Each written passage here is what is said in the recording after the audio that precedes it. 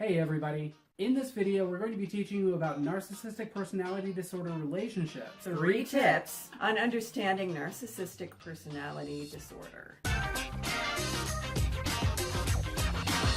I'm Heather. And I'm David. From ZenRoseGarden.com. Yes! Helping people create badass lives. Stay to the end for a secret weapon. To help you start healing from narcissistic abuse. So here we go. What you need to know when dealing with a narcissist. Tip number 1.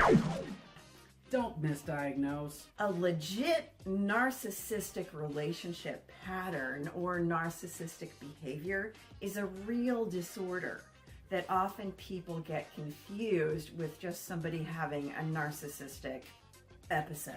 All of us can get narcissistic at times. All of life is centered around ourselves. We can't be centered around anybody else because we're not seeing through their eyes. So narcissism by itself is not a true mental illness. Right. However, NPD is.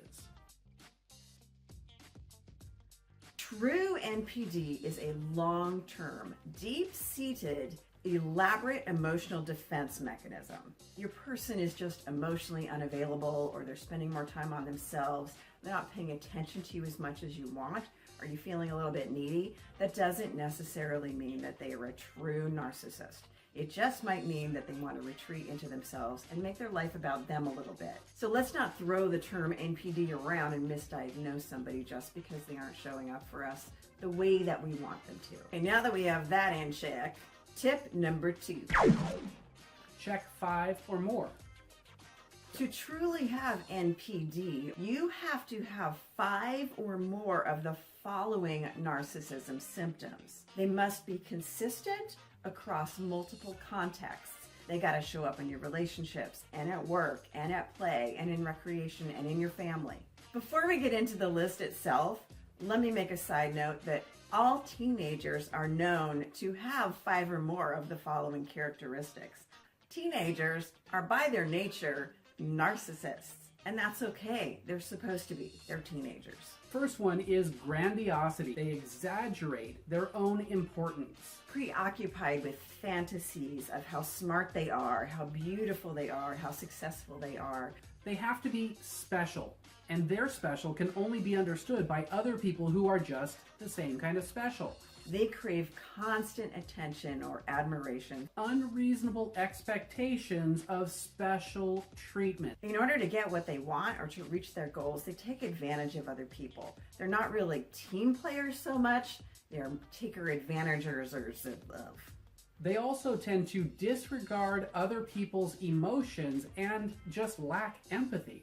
They often believe that other people are jealous of them, and they tend to be jealous or envious of other people very easily. It's kind of like an envy paranoia. They're very manipulative or dogmatic, extremely self-centered. Very demanding. Gotta have it now, gotta have it my way. They can never be wrong, and even if they are, they'll backpedal and find a way that they're actually right. Of course, that's me 90% of the time. She's always right. I'm gonna own up to that one.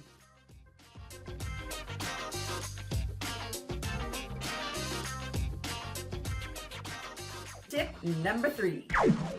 Fragile self-esteem.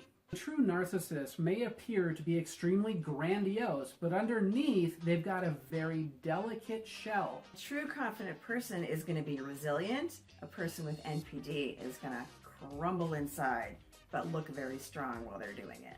Treatment of this actual disorder is extremely difficult. The identity and the defense mechanism have been so deeply intertwined that it's difficult to peel the layers back. Vulnerability equals death. Their system of self-protection outweighs the empathy that they have for others. A person that is loving a narcissist is going to get steamrolled by their agenda to protect their emotions.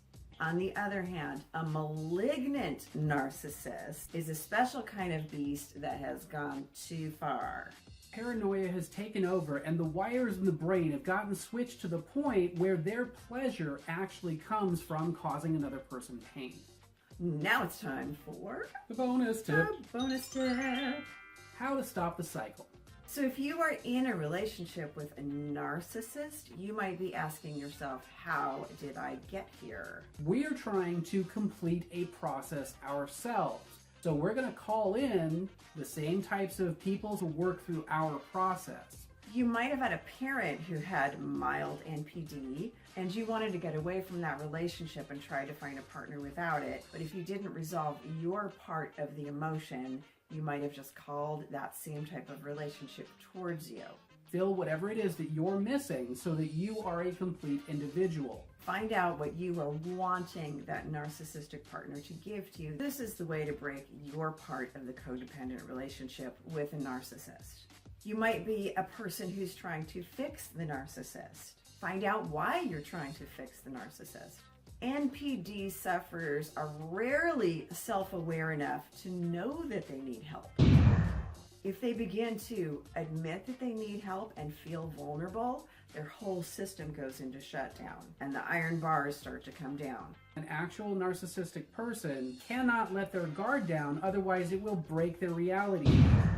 If your partner can have these moments of vulnerability and will admit that they need some help, then they're probably not a person who is a true narcissist.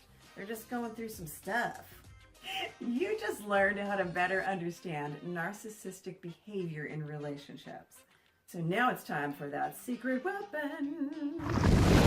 We created a special bonus meditation to help you on your journey. Click the link in the description to get it. It's Truth Bomb time. If you like this video, hit the like button. Leave your truth bomb moments and any questions you have in the comments below. Be sure to subscribe and click the bell to turn notifications on so you're the first to know When we drop a video, Or go live. now think of at least 2 people that could use this information. Share it with anybody that comes to mind. Thanks for watching. And we'll see you in the next video. We'll see you in the next video.